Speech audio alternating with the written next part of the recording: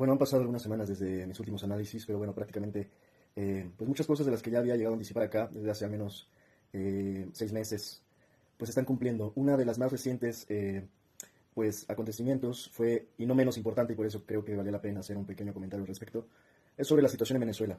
A muchos quiero pensar que no les sorprende darse cuenta de lo que está sucediendo en Venezuela, porque en realidad eso era más que predecible.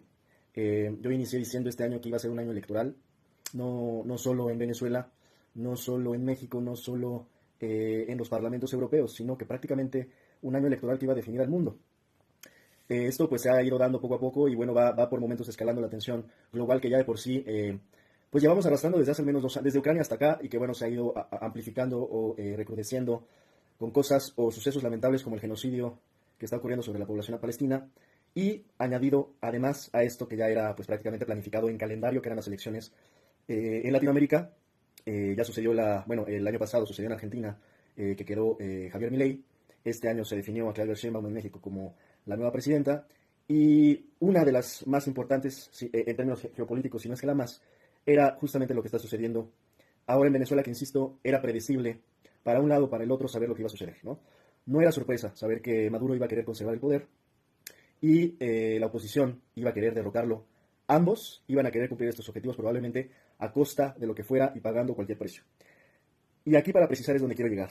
Es muy complejo y es muy importante a su vez tratar de entender que nada, y menos hoy en día, que se quiera analizar como política local o regional, se puede entender sin entender la geopolítica mundial. En otras palabras, tú no puedes entender la política de tu país si no entiendes lo que está pasando en el mundo.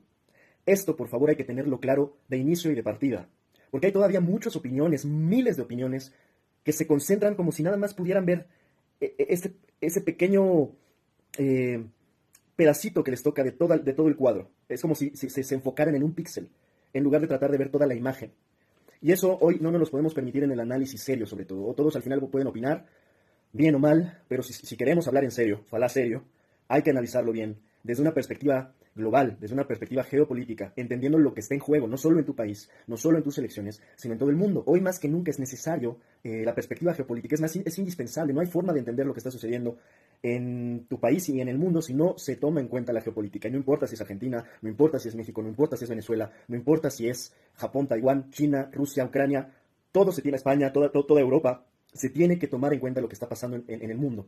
Ahora, con este contexto tan complejo de un entramado de intereses económicos y políticos, es en el que estamos hoy. Es un entramado muy complicado donde claramente hay tensión global prácticamente de dos bloques. En otras palabras, ya lo sabíamos, la guerra mundial, si se le quiere llamar así de alguna forma, pues no es nueva.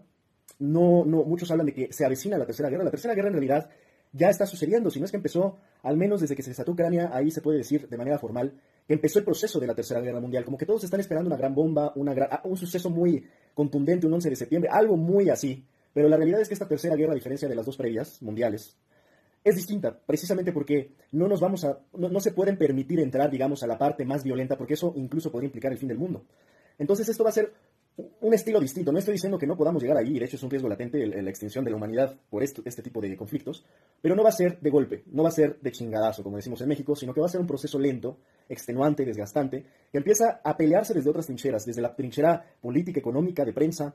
Bueno, por ejemplo, para tener un dato de estos al cual me refiero, que la guerra ya lleva rato, pues son las guerras comerciales que han estado sucediendo desde hace ya, pues puede decirse, más de 10 años entre China y Estados Unidos, entre sus corporaciones, entre que se terminan poniendo sanciones, aranceles, se van unos capitales, fuga de capitales, entran unas empresas, salen otras empresas, se afectan las corporaciones principales, en fin. Todo esto es el mosaico complejo de lo que se venía dando desde hace ya unas cuantas años atrás, hasta resultar en esto que se sigue viviendo, que insisto, sigue siendo el proceso de la misma cosa, ¿no? Que es este reacomodo o esta reconfiguración geopolítica mundial. Ahora, para cerrar en estos 3 minutos y cachito que me quedan para hablar de lo de Venezuela, sí quiero precisar la importancia, insisto, del análisis puntual, del análisis por hechos, y no del análisis de opinión, de simpatía, de favoritismo, de fanatismo. Aquí lo más importante que debo de insistir, porque muchos, incluso a mí mismo, cuando digo o analizo algo a favor o en contra de un régimen, pues lo primero que se hace comúnmente es etiquetarte, ¿no? Y te dicen, no, pues es que tú eres, me han dicho hasta chavista, ¿no? Me han dicho comunista, me han dicho peronista. Bueno, si yo les hiciera caso y si así fuese, sería de todo un poco, prácticamente. Como dice una frase de Residente, como bien dice la frase de Residente, los de ultraderecha me odian y los de ultraizquierda también. Y me da igual, sinceramente, porque bueno, los que analizamos sabemos que en realidad nos desapegamos y divorciamos de los ismos desde hace mucho tiempo. Porque no puedes analizar nada desde, insisto, el favoritismo ni el fanatismo. No puedes, estás cegado. Vas a estar totalmente sesgado en tu análisis. ¿Qué es lo importante para analizar en Venezuela? Eso, divorciarte del fanatismo, que llega a implicar casarte con una ideología. Así que por favor ya superemos este falso dilema, esta falsa contraposición en lo que he dicho, comentado muchas veces, entre lo que te quieren vender como capitalismo y lo que te quieren vender como comunismo. Porque para el caso son lo mismo, son la misma chingadera, es una farsa, es una falacia. Y todavía hoy hay quienes se ponen la camiseta a defender una u otra, cuando en realidad, insisto, lo que hay que analizar son los hechos. Hay que analizar los hechos.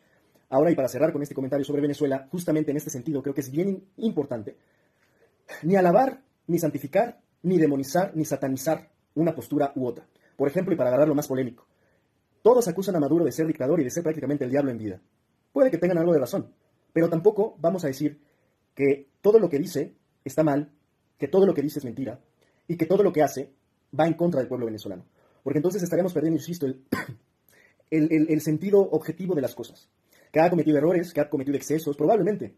Pero ni él es un demonio por completo, ni la oposición, los de la oposición o quienes representan la oposición, son unos santos. Y eso hay que entenderlo claro, insisto, partiendo de lo que es la visión o perspectiva geopolítica. Los que están en la oposición, y cabe decir que, bueno, claramente representan intereses que hay que tener bien claro, porque eso hay datos, hay hechos, no precisamente pueden estar alineados al pueblo venezolano o a la soberanía venezolana. Insisto, que hay cosas en el discurso de Maduro que podrán ser mentira y podrán ser populismo, sí, pero también hay cosas en el discurso de Maduro que son reales, porque así funciona la geopolítica.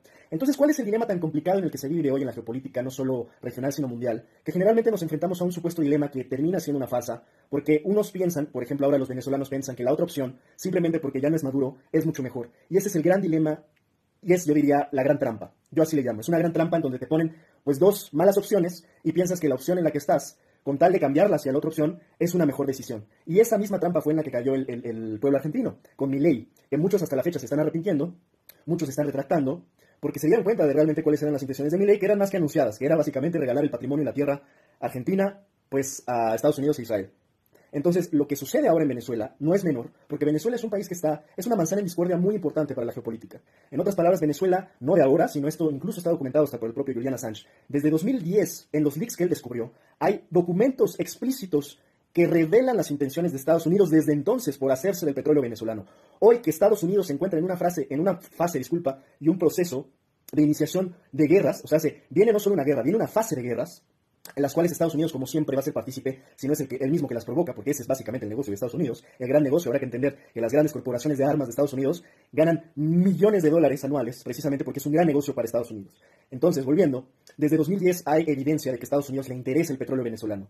¿Cuál es la gran pregunta básica? Pues, ¿qué se necesita para una guerra? Todos sabemos que además de armas se necesita petróleo. Y esto desde Vietnam, Irak y Siria, y bueno, este es el mismo cuento y la misma vaina de siempre. No ha cambiado ni cambiará. Estados Unidos requiere petróleo. Estados Unidos está a punto de entrar en una fase de guerras, sin importar, por cierto, el otro cónclave importante geopolítico que serán las elecciones en noviembre, pues sin importar si es Trump o sin importar si es Kamala Harris, evidentemente Estados Unidos se tiene que preparar para esa posibilidad y de hecho lo tiene que hacer.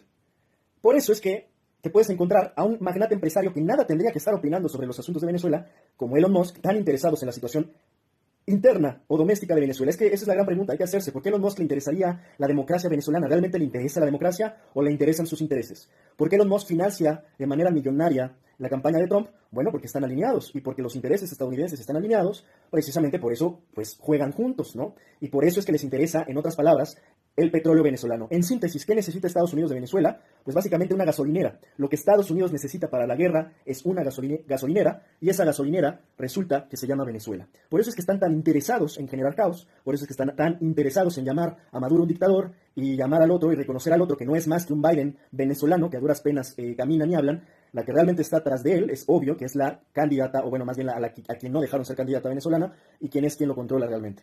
Ese es realmente lo que está de fondo, sin tampoco dejar de mencionar que Maduro, por supuesto, ha cometido errores, que Maduro, por supuesto, ha cometido excesos. Así que ese es el dilema generalmente al que nos enfrentamos en Latinoamérica y en otras latitudes. Son dilemas y son farsas. A veces hay que elegir de dos malas opciones cuál es la menos peor.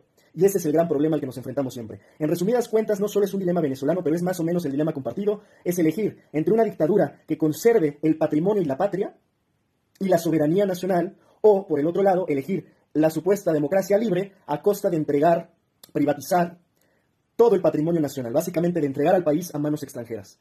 Y perdón, pero la verdad es que ninguna de las dos parece ser una buena opción.